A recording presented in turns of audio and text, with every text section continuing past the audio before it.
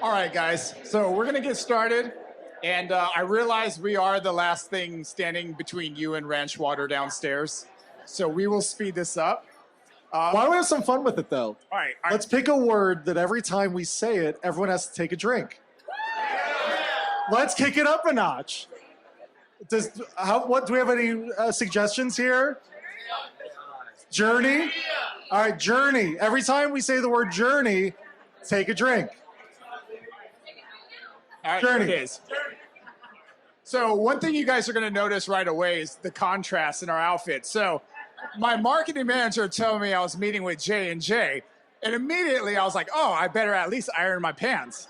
And then we meet up downstairs, and I'm like, oh my God, he is so comfortable right now. Like J&J's drunk uncle. Let's go. So that happened. So anyways, so why don't we get started? So here's the thing. What is Kenvue? And help us understand, like, who are the brands, what is Kenvue, and help us understand who you are. Sure. So we'll start with Kenvue.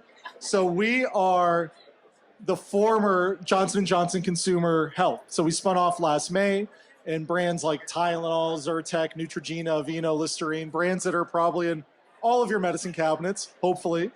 And we have created this huge health-focused CPG company. And we are on this journey to really set ourselves apart as a standalone true CPG, which is a really unique opportunity to be part of essentially a startup that is a Fortune 100 company. So a really interesting sort of dynamic we've been navigating. And I've been on the journey for quite a long time at this organization. I've started my career at Johnson & Johnson in finance, actually. So fun fact, not fun fact, I'm a CPA, worked in finance, let's go. Do your taxes, and spent over a decade though in marketing, digital marketing across brands, digital media, and where I am today, I lead our integrated media team across the U.S. business. Awesome. That's awesome. right. We have some of the team Some of the team might be here. Awesome. Well, speaking of journeys, given the long history of your brand, usually change is something that's a little difficult to do, right? Some people would say it's like making a U-turn in an 18-wheeler. It's really tough. But integrated media has done something very different in comparison to some of the other agencies or brands that are out there. So can you give us an idea about what integrated media is and sort of what your team looks like to represent that integration? Sure. So what we've done that's really unique is we've brought together all of the brand media. So that kind of makes sense. That's what you would expect. We've also brought together all of the retail media. So all the media that we are buying from Amazon, Walmart, Target, and the like, our capabilities, our audience and data. And on top of that, really integrating with our media agency with different embedded models inside of the media team. So we have an embedded team within our retail media team that is hands-on, they're working together. Ideally, you don't know who works where across that team, but we work super collaboratively across that team, and then just generally across the overall ecosystem, super integrated, super collaborative, and really looking across all consumer touch points, all aspects of our media ecosystem. Yep. And that's super interesting because when we talk to different folks, different agencies, different structures, we still see this common team organization structure where everything is siloed and fragmented.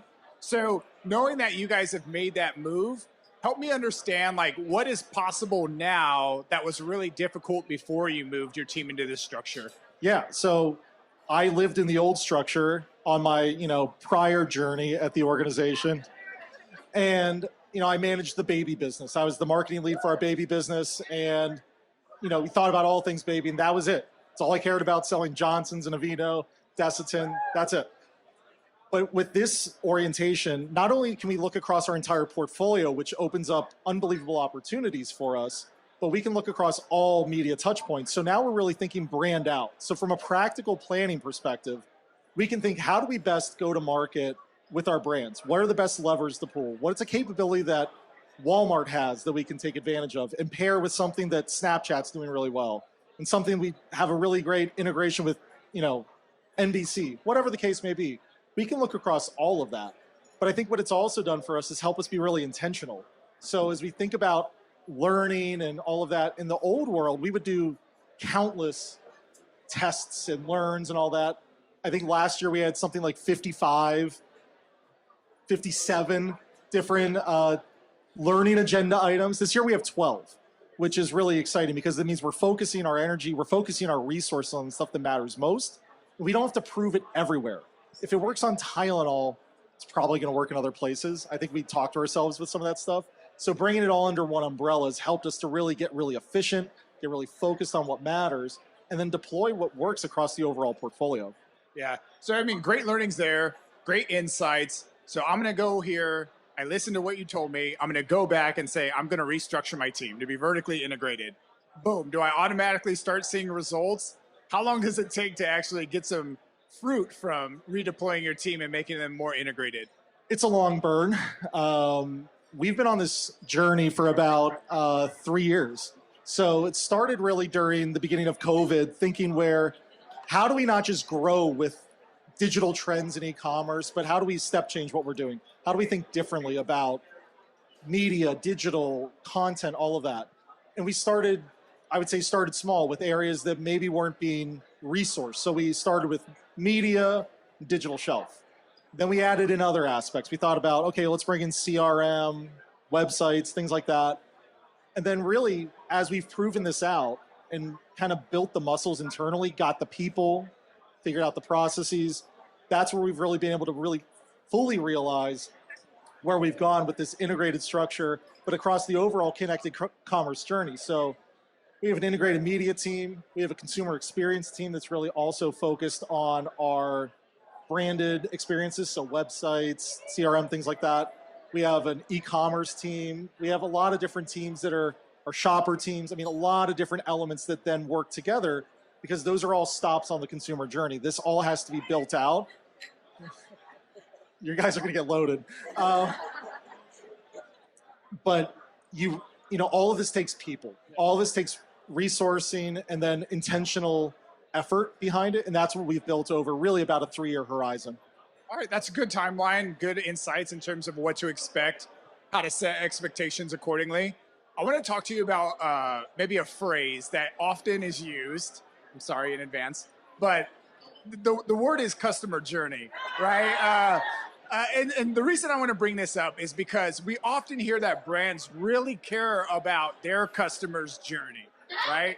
And when we look at sort of how investment is made, we usually don't see it map to where the customer is and ultimately what this shiny maybe channel might be, like CTV or something to that extent, right? Now that you're sort of sitting in the middle as like a nucleus, how do you ultimately look at your marketing mix and how much of that consumer experience is ultimately reflected in the way that you strategize your media investments? Yeah, you have to look across all of it. And the way I would categorize it is really as a portfolio. Think of it as an investment portfolio. Investment follows performance, full stop. And that's what we're able to do. And that's the conversation we have with all of our partners. If you don't perform, I'm not spending a dime with you. And that's where we can, it's not, oh, you did well in this silo or, this, we felt really good about it. No, it's our data, it's our measurement. We're going to look at it on a level playing field to the extent we're able. And that's a challenge right now in the industry. But how do we level the playing field from an attribution and measurement standpoint, all of these things, to really think, how do we best deploy our dollars? We have finite resources. I'm not running a charity. What are the best ways to drive consumer demand? And that's all I care about at the end of the day. I'm not here to, to use my favorite TV show, The Bachelor, phrase from there. I'm not here to make friends. We're here to sell product. And that's really my only objective. Awesome. And as we start to move forward in 2024, we have some changes coming. We have some headwinds coming around measurement and targeting in some of those areas. Help me understand a channel that you're very bullish about or very leaned in about as you start to think about this new sort of buying world that we're about to enter into. 2 answers for you. I think the channel that has the most promise for us right now is probably retail media. They have a ton of data. They have an enormous amount of data. They have the conversions. Their technology is getting better, faster. But at the same time, we need to raise the level of expectation with those partners.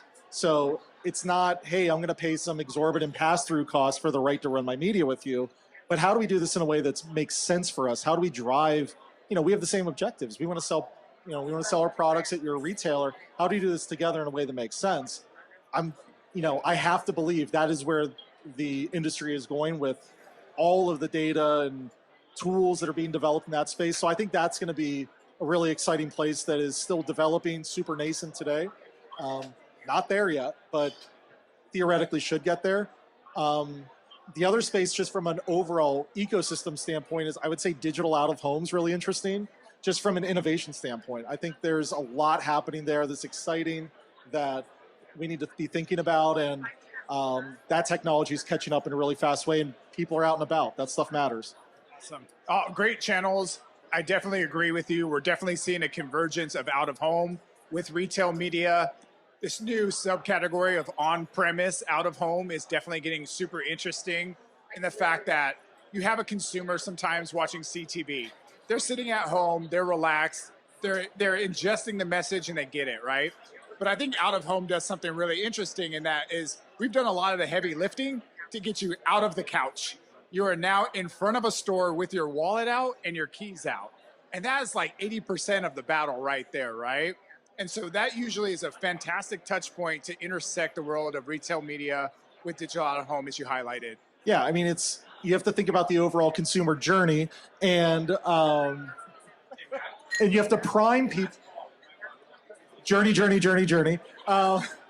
You have to prime the consumers with our broad reach media, so they recognize that when they get out into the world and they see a message, either in store or on the street or wherever, that it's something they recognize and it helps them think, oh, that's something I want to, I need to go pick up some Listerine or whatever.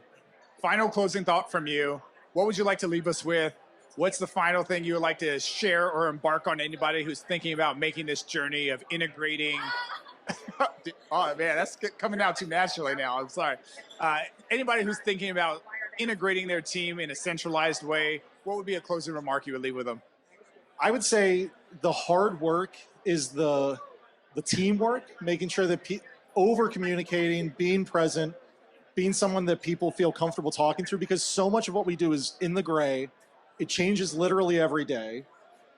It's like what we do is hard, and there's very few right answers. And when you try to make a massive change in that environment, stuff's going to go wrong. There are a lot more hard days than good days in my world.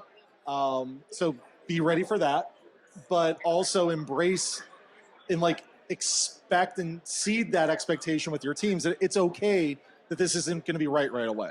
We're going to work through it together. We're going to figure it out, and that's how we're going to get to where we're going to go. But it's honestly it's a people and leadership lift more than anything. There's a lot of very capable companies, teams, people in the world, but it's a leadership challenge. Awesome. Well, with that, guys, that wraps us up. I don't know if you have any questions or you guys want to take questions from the audience, but we have a few minutes if you guys are interested in posing some tough questions. Great stuff, guys. I love the band Journey, so you can drink. We're working. Matthew, where do you weight different platforms based on where they fit in the funnel of the customer? Yeah, journey. You can say it. Journey. Depends on the product, depends on the objective. So it depends on what we're trying to achieve. If it's a new product launch, we're going to think differently about it versus our kind of steady Eddie, everyone knows it, Aveeno Daily Moisturizing Lotion. I just need to remind people it exists. If it's a new product, I might go higher impact, I might go lower funnel, give more information. It's all of it though. I mean, I think you have to realize that consumers are in different places at different times, and it's not a linear consumer journey or purchase funnel anymore.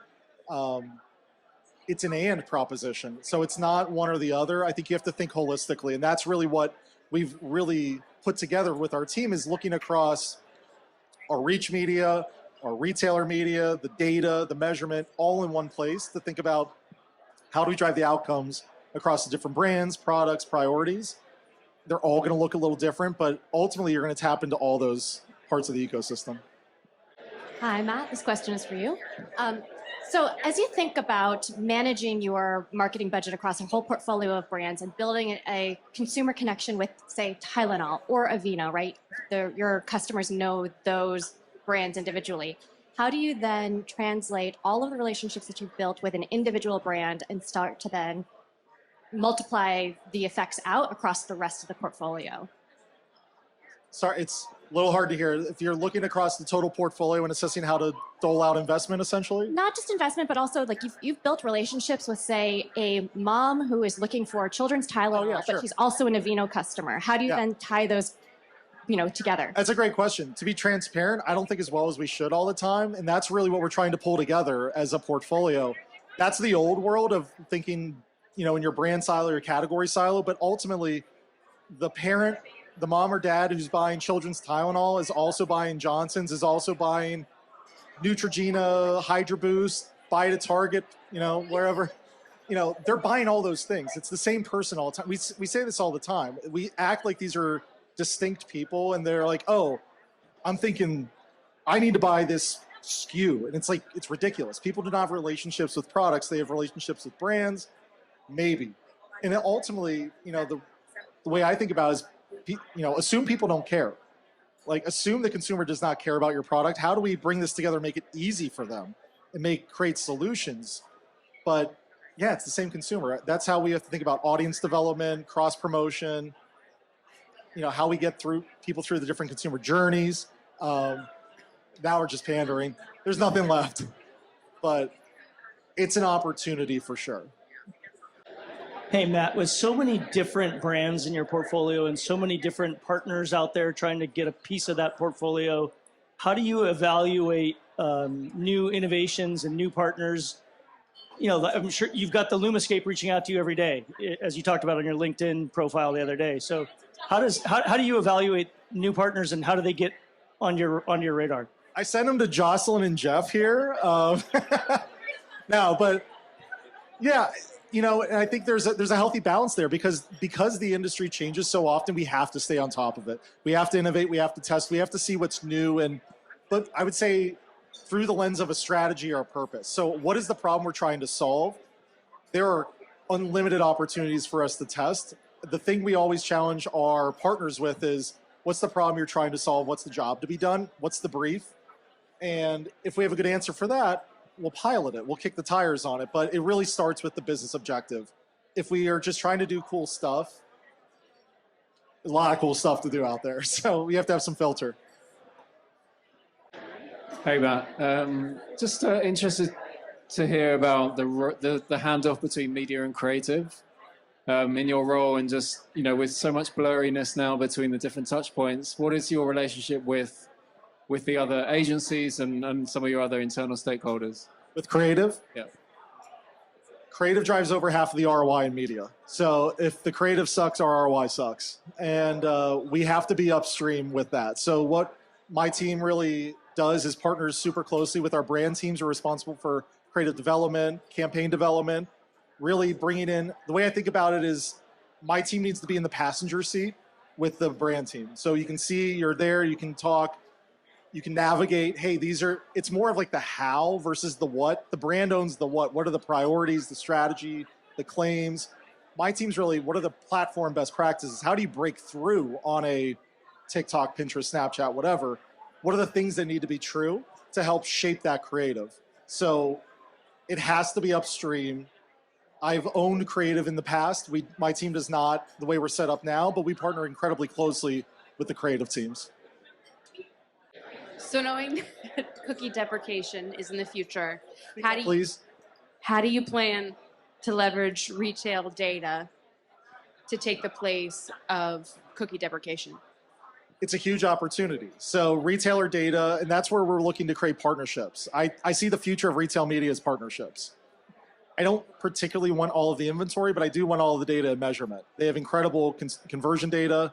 They sell our products. They know intimate purchase behaviors that is super valuable. It's stuff I don't know. I mean, the way my joke is always that we put products on a truck and light prayer candles. I don't have a lot of purchase data with our consumers. It goes to a warehouse in Bentonville and we hope people buy it. They actually know what people are doing, what they're buying it with. So from an insights perspective, from a targeting perspective, there's so much rich data there that I see that as only growing as we go forward. And I think that's, You know, if I'm sitting on the other side of the table, if I'm working, you know, at one of those places, that's my value prop is data. All right, guys. Well, thank you so much. Thanks, guys. Journey.